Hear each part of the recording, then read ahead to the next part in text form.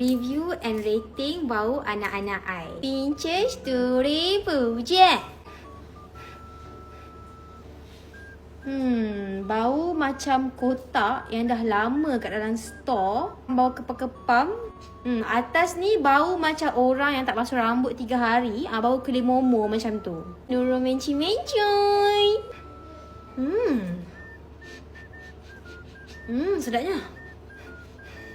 Bau macam baju yang baru angkat daripada jemuran. Pinches Jarvel kami. Buku tiap.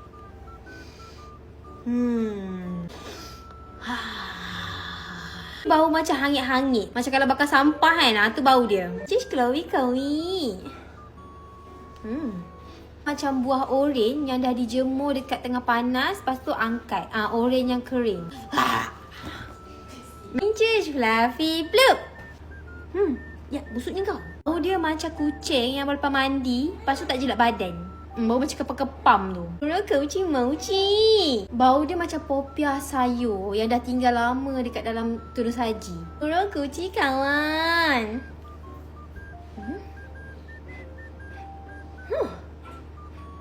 Bau perfume Coach Ama.